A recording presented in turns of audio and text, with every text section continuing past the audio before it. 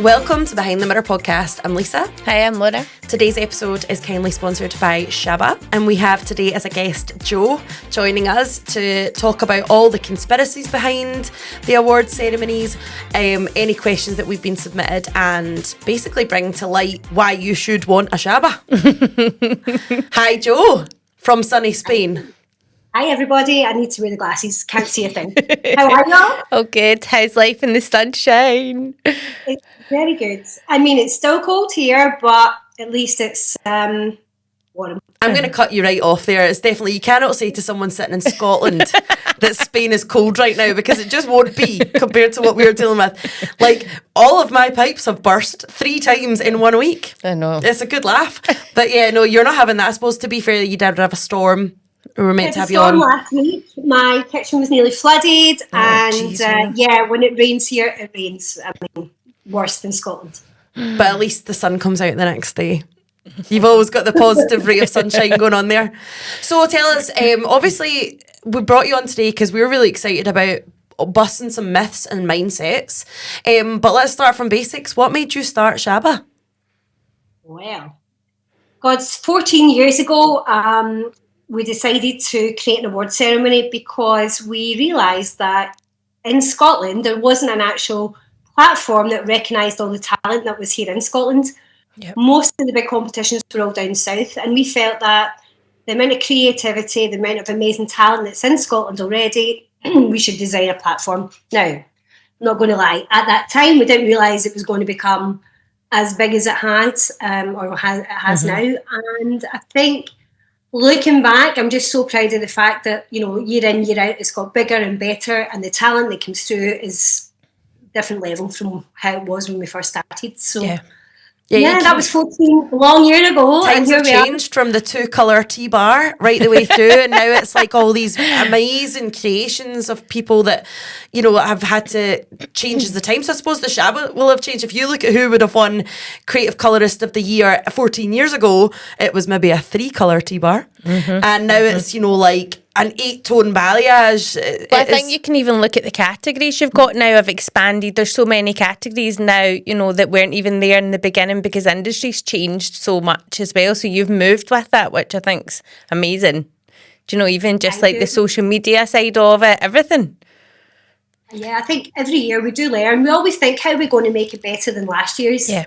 And it is quite hard, you know. We've got amazing sponsors that have stuck with us, you know, for a number of years, like Osmo here in Beauty World, and having the fellowship, you know, support has really, really helped us and really kind of add a bit of sort of respect to the industry as well, you know, to the event. So I feel that every year we look at it and we look also at what's happening within sort of social trends and try and adapt the categories to fit.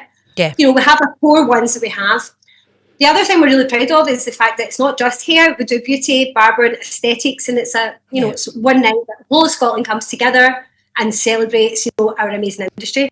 We are now the biggest event in Scotland, and we are proud to say we're the second biggest in the UK, which is incredible. Out there when you see, you know, the competition that's out there. So we're very, very proud of that fact, and you know, you've been a winner yourself, Laura. I know. I actually brought my award with me today because, I mean, it's just like my pride and joy. So this was 2021, and there's just no feeling in the world. It's still, every time I think about it, that feeling that you get when you win it, it's just, do you know what I think it is as well? There's so many huge award ceremonies, you know, that are maybe run by colour, like Goldwell and things, and they're all very avant-garde and a wee bit out of reach for just your normal everyday hairdresser. And I think it's great that there is, you know, a platform to just celebrate real life salon work as well. And you don't have to be anyone, you know, with a huge following. If you work hard and what you know, you're passionate about what you do, I think it's so reachable for anyone. I think that's as well, not to demean what you've got, but you've got a normal size salon. You're not sitting with 10 rainbow rooms. No. And a lot of people are scared to enter things like this because they're like, well, and I suppose quite rightly in some respects, so because Rainbow Rooms, for example, have a much bigger training budget than a one-man band, a much bigger budget for photography, and actually having a platform that says, well, okay, your photo can be taken on your phone. Like, we don't need you to spend 10 grand on a photographer to come out and really do that. It's actually just showing your work. I think that's amazing. Yeah. So you both touched on something, and I think that's a key thing there. It is really open to everyone. Yeah. We didn't try and be the British Hairdressing Awards. We took a step back from trying to create, something where it costs a lot of money to put in a portfolio and make it very open to everyone. I will caveat that and say that, a lot of people now are getting stylists, are getting proper photographers, and, these guys are winning. So it certainly has elevated from where it was at the start. But I think sometimes the trophy isn't the prize. It's the confidence that people get from one entering, become the finalists, if they get through to the finals. And of course, if you win, I feel just, I've seen so many people who have went on to do amazing things since they've won a Shaba. Yeah. And from that, we're really, as a team, really proud to see how people go on. And just the confidence it gets them, it helps them in terms of their pricing structure, to if they want to increase the price. It always helps to say you're an award winner. Mm-hmm. That's one example, but lots of things, I think mainly is the confidence that people get from winning the award. And also just the night itself. You've been there yourself, Laurie, it's such a good night. Everybody is there to enjoy themselves. And of course, you're always going to get people that don't win. I've entered things and everyone and thought, well, it's a fix. I think that's just essentially what you think when you don't win. And unfortunately, it's not like that. And we can talk about, how Shaba actually works.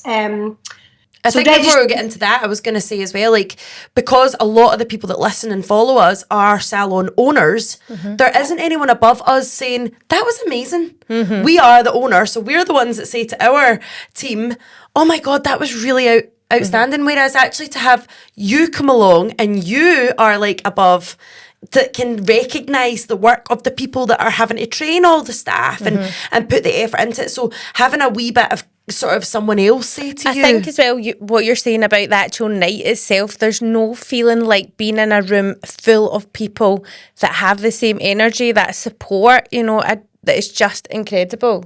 It's amazing. Well, we ripped the Band-Aid off. Yeah. So we actually had somebody message when we obviously you were meant to be on our episode last week, and then the storm kind of ruined that, and we'd hinted that, you were coming on. And someone messaged one of our platforms saying, do not have Shaba on your show. I really love the podcast. And actually having them on is going to ruin your credibility because it's a scam. It's a fix. It's all about how much money you spend. And they are not a credible thing. But they didn't call you Shaba. They called you the Scottish Hair and Beauty Awards, which was interesting.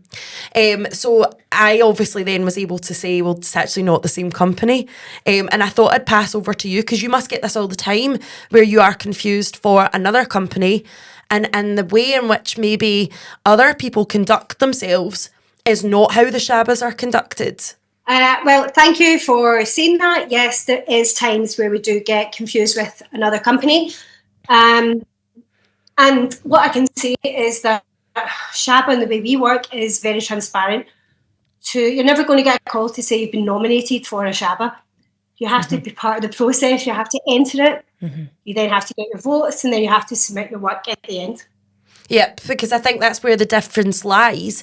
There are other companies right now who are headhunting potential winners of previous competitions, people that are doing well on social media, and they're saying, oh, by the way, just let you know you've been nominated, which, by the way, in itself must feel at the time amazing. For people that don't know, if someone phoned me right now and said, someone's nominated you, I'd be like, oh my God, my clients are amazing. So it's then, you've then got the cynical people in the industry that now are thinking, it's actually not, it's a total sham, it's a competition, it's to get money in their purse, and it's the bigger the table, the more awards you're going to win. So it's obviously to get your take on that, because that must be so frustrating. I guess it is frustrating, but I think it's also frustrating for anyone that wins. There's been so many people. I mean, I think last year there was 2 people who couldn't attend the event that still won. When the judges are judging, they certainly don't know who's bought tickets. And in fact, a lot of people don't buy tickets until maybe 8 weeks before the event, and the judging's been done by that point. So, if you buy a table, if you buy 2 tickets, it's got no correlation to whether you win or not. And of course, it goes in blind. The judges don't know who they're actually looking at in terms of the work. So it is frustrating, and I totally understand it. Of course, we're a business, we want to make money, but I think in terms of what we deliver on the night, if you compare it to, other events, I think you'll see that, the money goes back into the event every year, and we try and make it bigger and better. And we've obviously got Craig Boyd coming on next week or the week after, to talk about his award, and he wasn't there in person when he won, and he'd entered. How many times was it, Jo? Shaba? Was it 9?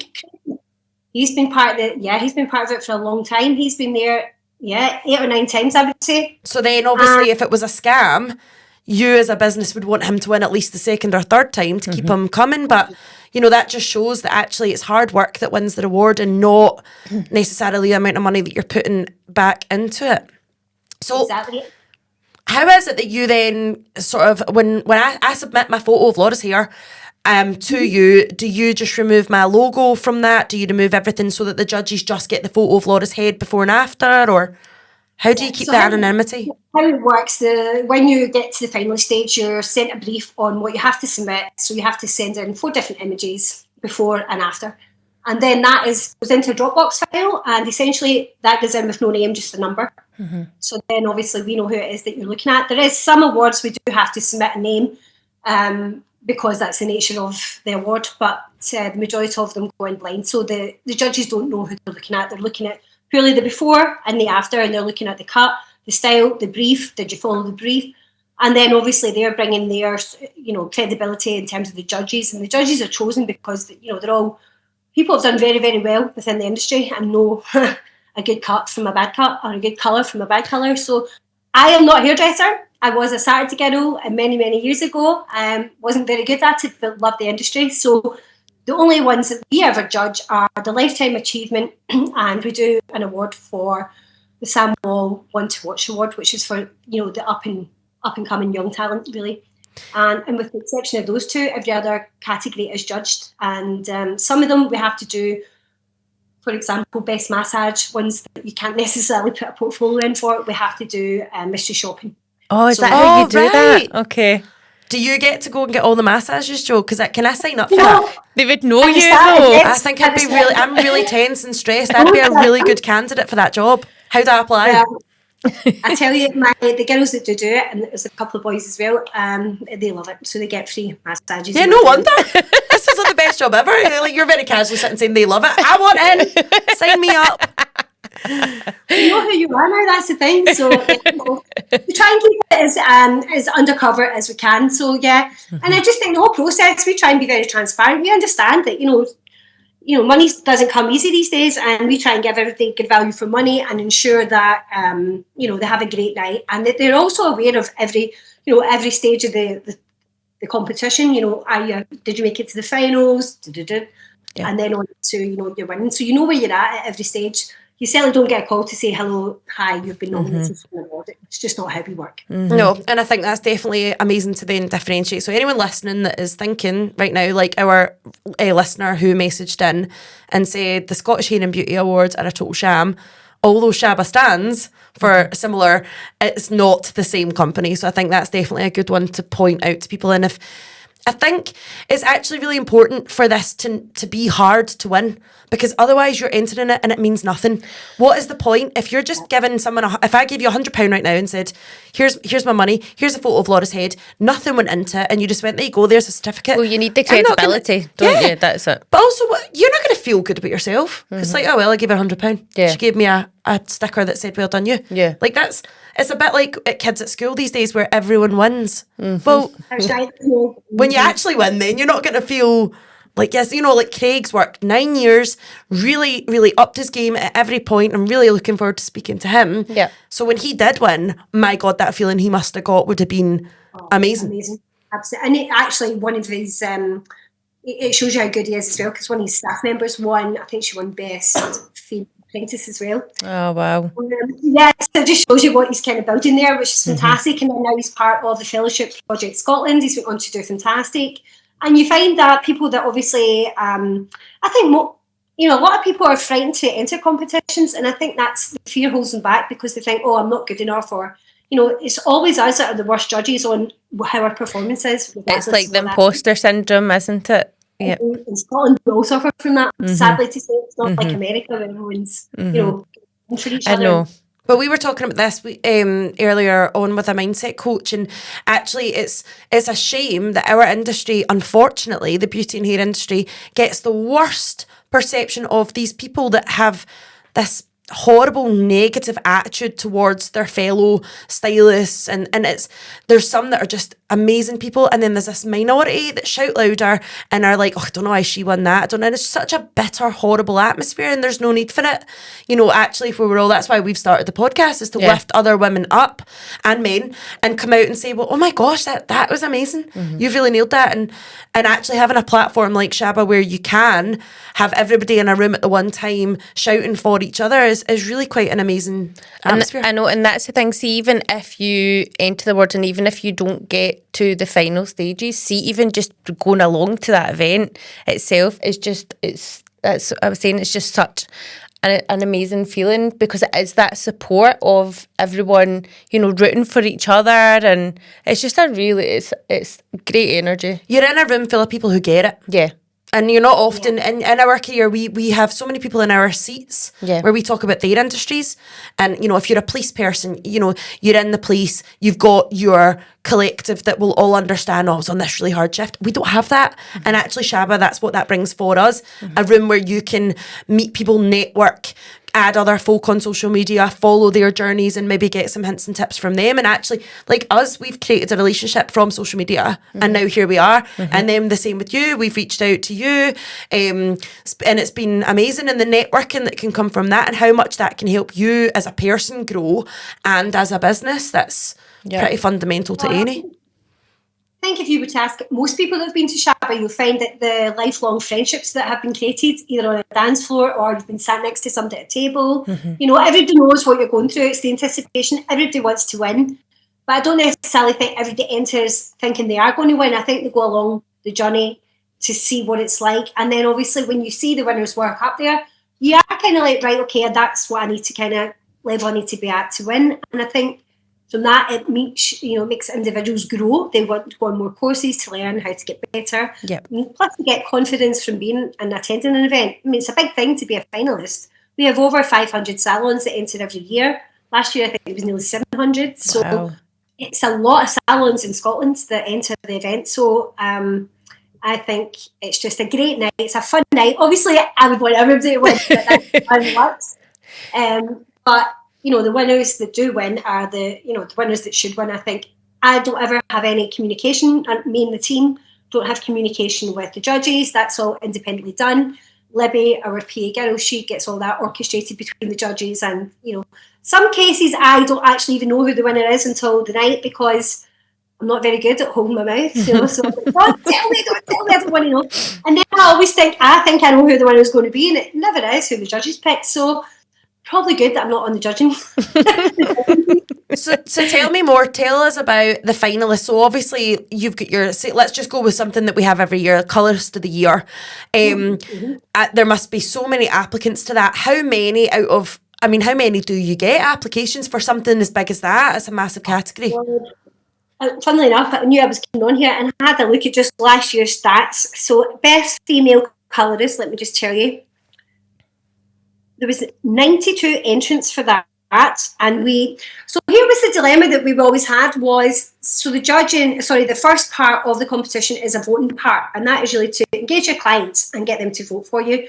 Now, before the finalists are actually announced, we do have, as a team, we'll read all their reviews, we go on social media and try and make it as fair as possible, that obviously, there's nobody that's not real getting through sort of thing. Yeah. So, but I think when it's the big awards like Best Colourist, Best Male Colourist, we did originally try and have it at 8, but this year alone, the work was just, I cannot believe the level of work it came through. And I thought, I don't think it's fair to take these people who have all got very similar amounts of votes. I think we just put them all through to the judges. So I think we had 12 finalists in this year's Best Female Colourist, which was a lot.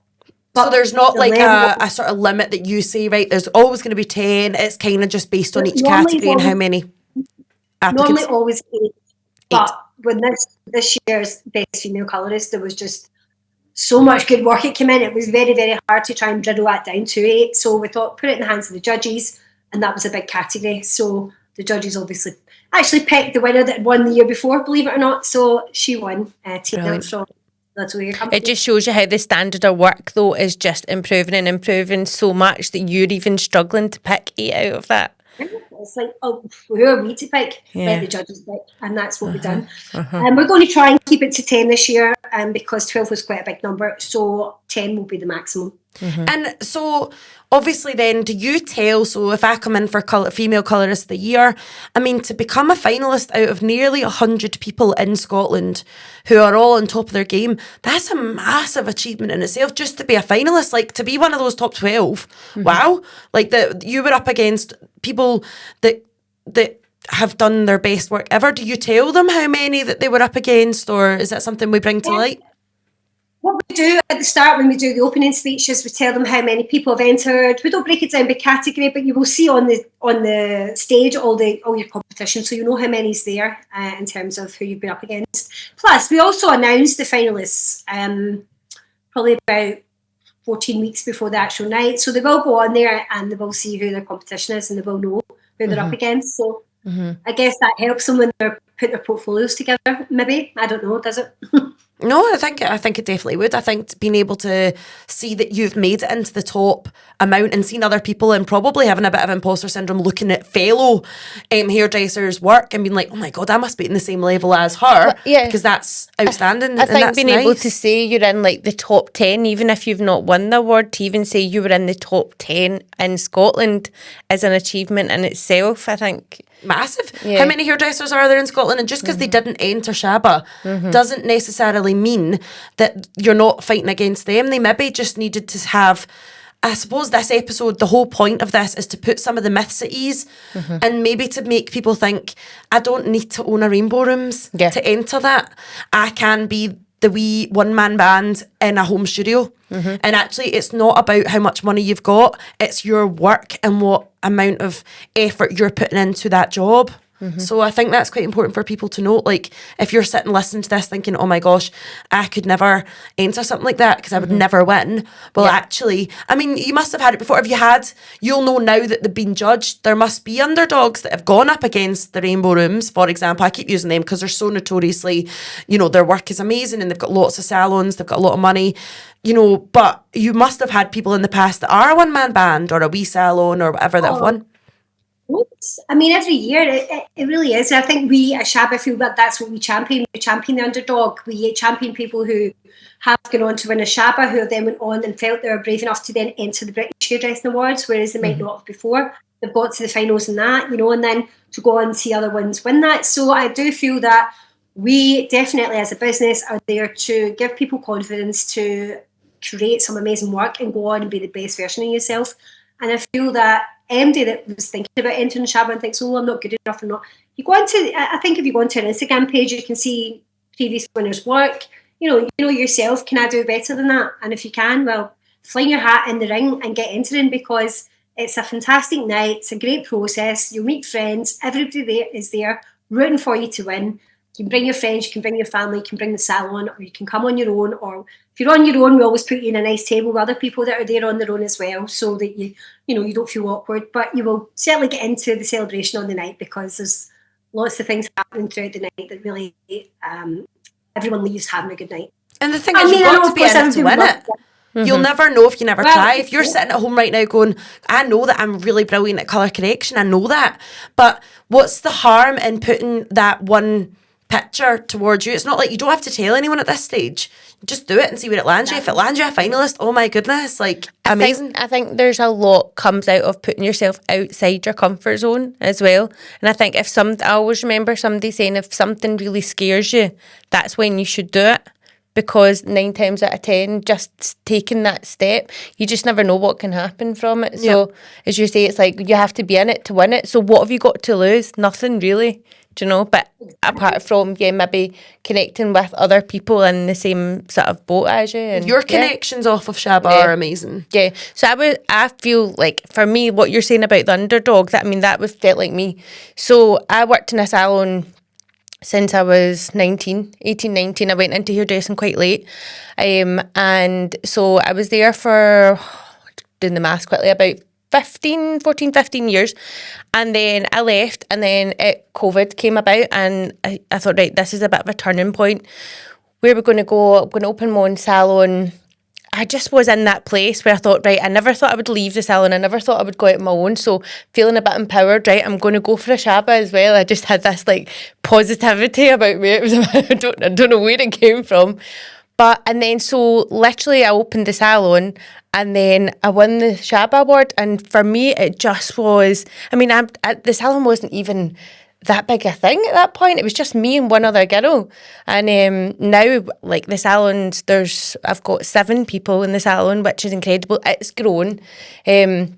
And it isn't necessarily that it brought me a lot of custom. It's what it done for me personally. Like, I think it probably will have as well, though. It gave me. Because there are some people who do love, like, you can now put in your title award-winning. Yeah, you know, and it is great like, to be able to do that. You were the number 1 in Scotland. Yeah, I mean, it's incredible. You were not even female best colourist, best colourist. Yeah, I don't think you had the titles back then. It was just one, wasn't it? So even better. How does that go? Let's talk about a wee bit more controversy as well, though. How does that go with today's world of female, male, and they? Yeah. Well, here's an interesting thing. I kind of sit in the fence with this because I do feel that what we did was a couple of years ago, we changed best barber, so best female barber, best male barber, and then we merged it to best barber. Mm-hmm. And again, I just feel that when you do that, it put a lot of girls off entering because they thought they were up against boys, mm-hmm. if I'm honest. Mm-hmm. And the feedback we took from people was we preferred it when it was a female category and a male category.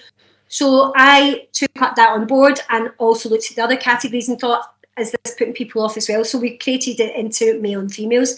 We've not had any feedback that's been bad, actually. Everybody's kind of like quite happy with where they sit in that, category, whether it's best female or best male, mm-hmm. and there's no in between. So you're not going to have a miscellaneous, no? I'm looking at Joe's face just now. We do love a bit of controversy on the show, Joe. We've got to get you involved in that. Well, I don't know. I just feel, if you're a female, I mean, if you wanted to, if you were transgender and you wanted to enter best female, we wouldn't eliminate you for that reason, Yeah, but it's whatever you identify as is what you'll enter into. Absolutely. And there's nobody going to do a biology check. Like, I think that's a good thing we'll leave it at that in this modern day world. Mm-hmm. So, obviously, you've set up Shaba off the back of being a Saturday girl, which you said you weren't very good at it. Come on, give yourself some credit. You must have been all right at making a cup of tea. I mean, I was good at that. And back in my day, it was passing the perm rods. Wow. Yeah. Standing there all day, handing that up, one perms, wash out the hairs. And we used to get some really people that hadn't, the salon I worked in, I don't know if it was that salon, but there would be some people that hadn't washed their hair for a few days and you would like... It was quite common to wash it like once a week then, wasn't it? Because after the perm they had the set and then the set lasted all week. I know. It's like solid with the hairspray. Do you remember the hairspray used to be like, it was like, they called it lacquer because it was like hair glue and that hair did not move with the wind. I know. Nothing was moving that bad boy. I know. You could see where their pillow had indented the back of their head. Yeah. Well, the boys are working in the salon and then I just love the salon community. I've always been into... get family members that are hairdressing third generation type things. So unfortunately that gene bypassed me. But I do believe we had obviously launched the magazine Salon Envy and Barber Envy, and with that I just felt the timing was obviously very good to have an award ceremony that recognised the talent in Scotland. And out of all the businesses I've had, that is the one that I'm still doing very well, very strong and growing every year. So it's been a good thing. Absolutely. Well, we actually have ordered, it was meant to be here today, but it is not. And we've ordered you an award because we figured that you've given everyone an award for however many years, 14 years. It's a shame it's not here, actually. I know, so we've written a spiel, we'll get it sent to you. We wanted to make you cry. Is that not a wee bit sadistic of us? I know. We thought, you've always been in the position where you're the one giving the awards, and it would be really nice for you to receive an award that says that you and Shaba are the best Scottish hair awards and beauty awards. And we've written this big paragraph that's, you know, it's like get the small violin out type situation. So as soon as that arrives, the engraving company said 2 to 3 working days, and I ordered it weeks ago. I know. So yeah, we'll get that sent to you, because it'd be nice for you to receive an award so that you've got one as well. It's very, very kind of you. I've only ever received one other award, and that was from one of our fellow judges, Adam Sloan, MHFed. He gave me an award for services to the industry or something. So Love that was amazing. Yeah, No, I mean... there was me thinking I was unique and original, right, Adam's sake. I'm loving it. I never won awards at anything when I was young. I was always second or third, and never first. No, well, so yeah, we've got you that. I have to say, after seeing this award, I don't think it's quite as glamorous, the one I ordered, because I had so much writing to get on it with all the spiel of the wanting to make you cry situation. So did they change every year, Jo? Yeah. Mm-hmm. They change every year. This year, last year, we changed from the rectangle to a nice tall thin one, looking a bit more like an Oscar. But yeah, we changed them most years. And I think they're nice awards. It's a nice award that you feel proud of. It's a nice heavyweight. It's not, we spend a bit of money on our awards because we did definitely believe the winners deserve a good award. And it's red carpet as well, isn't it? It's like dress up, get your own hair done, which in our world, glamour is... how nice is it to feel like, because we do all day, every day, we're spending, doing hair and makeup and beauty treatments and things like that for other people. Pretty buzzing for us to get... I actually said that to Jo on the phone. I was like, wait a minute, you're telling me I get to come to an award with no baby sick on me. I get my own hair to be in some form of beautiful creation, and I get to get my makeup done. I am game. It's nice to be able to do that yourself. I think that's probably part of it as well. It's like the extreme staff night out. Yeah, I love it. I love it. And obviously as well, you've invited us to be there on the day, which we are super, super excited about. Board on the night and do some interviews with... Yeah, that would be great. I'm so excited for that. Guest appearance from Jo's other half. Hello? Just popped in, yeah. Listen, I want the dog. I don't want... where's your dog? Go and get him started. He's a little rescue. Sam, he's amazing, but he's a bit of a So no, away from the dog. I'm so like ADHD. I'm like that. Where's the dog? And there's a dog in there. No, but yeah, we're going to be there on the night. We're really looking forward to that, and we're so excited as well, having been asked to present one on your behalf, which is just wow. Awesome. I'm so buzzing. But it's kind of a full circle for you, Laura, isn't it? To think that, nearly 5 years, was it 6 years ago? 6 years ago? Yeah, 6 years ago. It's real. I know for me it is almost a bit surreal, thinking, oh my god, it's just like you get to give someone else the feeling that you got, like, not that you've not judged it, but you'll get to be part of that amazing feeling on stage. See, just hearing your name like that, I've got it on video, and it gives you goosebumps. It's incredible. It's just the best feeling. And super excited for the fact that Behind the Mirror is going to have our own award. Love that. To give to someone. Yeah. We're not going to divulge too many details at the moment because we're working them through with Jo, but like the fact that we get to judge something and be able to pick, because we set this whole podcast up to be positivity and busting the myths in the industry that we're not all horrible people, we're not all the B word. I love that we get to cheer somebody else on. Oh my god, I'm so excited. It makes the hairs in the back of my neck stand up. I know. It just gives me so much joy. I just think to be part of this is just like unbelievable. It's just another level. And we're spreading the word about you girls as well. We think everything you're doing is amazing, very original, very easy on the eye to watch, and nice to listen to. And it's good seeing Scottish people come on it as well, because I watched loads of podcasts, and I think, as much as we are all about, the UK, I think Scotland just is that thing where we love watching each other, and it's nice to just have people there clapping for you behind the scenes. And I think that's what you two are doing by giving everybody the platform to come on, talk about their journeys, whatever that may be. So I think credit where credit's due, girls. I think they're doing amazing. Thank you so much. I think for us it was so important to highlight so many of the negative issues and then work to fixing them. Like, we want new apprentices to come into this industry and not be worried about someone else being horrible to them or slagging off their work or making them feel worthless. We actually want to be louder than the minority that shout just now, and actually say, well, no, we actually can be the most incredible industry. We were talking about the other day, it's a wee bit like, did any of you ever have a horse or go to the stables. No. Like the horsey industry, for some obscene reason, is the same as hairdressing, right? You're judged. It's fierce. Wow. So fierce. So like you can own a pet horse or go riding and somebody will always judge how you sit on that horse. They'll judge what lead rope you've put on that horse, what you're feeding them, what their bed looks like, it is so nasty.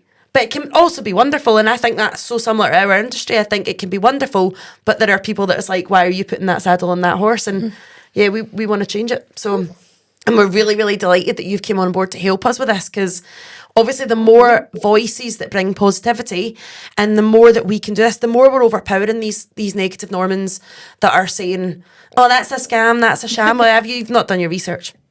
Like, as if we were about to let someone come on our wee podcast that's going to cold call folk and be like, I know. Hello. I know. Are you a money laundering salon? We're going to give you an award for that. Like, no.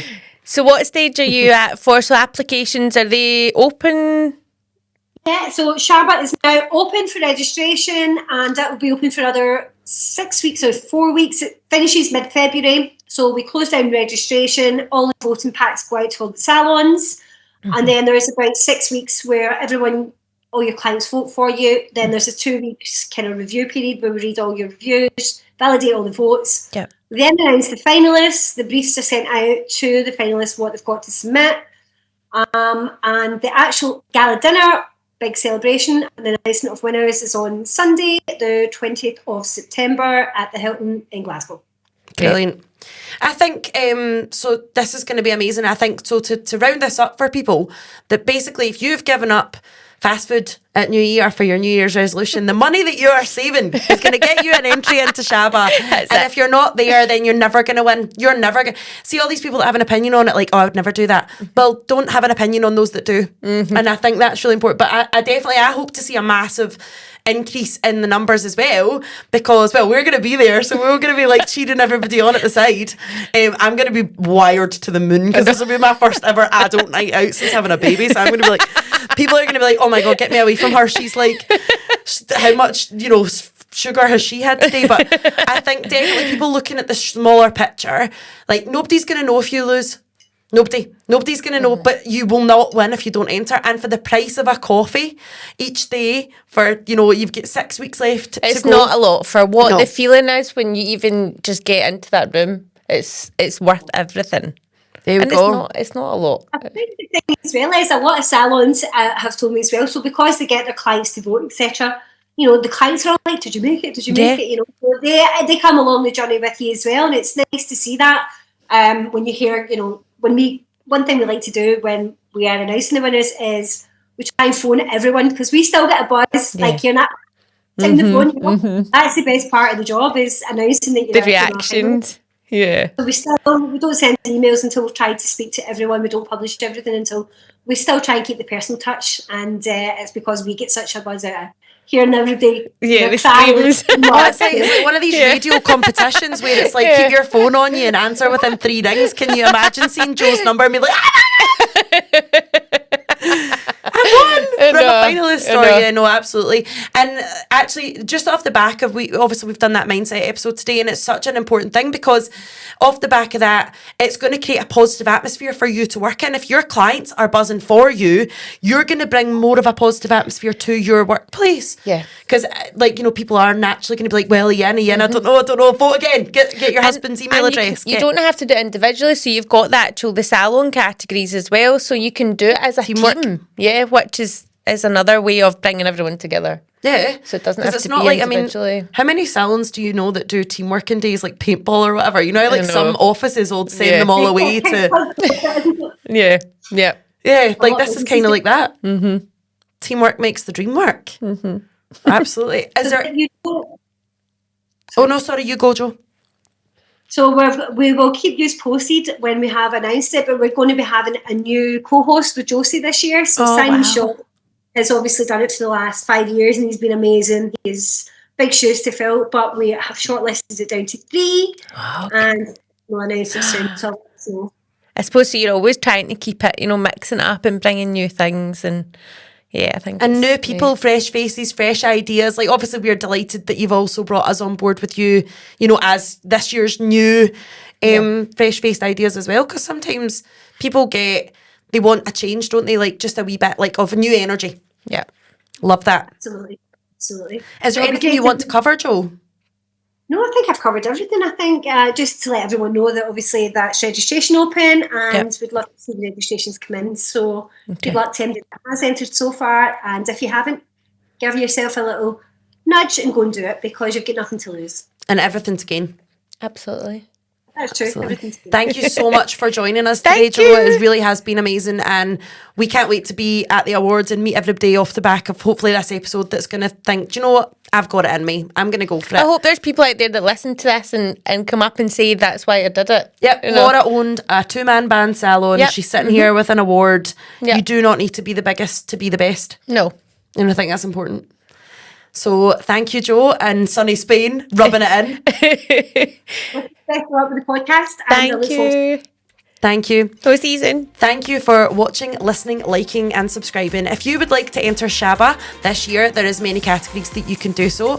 Click the link below and it'll take you straight to registration. Time is ticking, folks. Get your application in. Be in it to win it. Thank you so much for watching. Bye.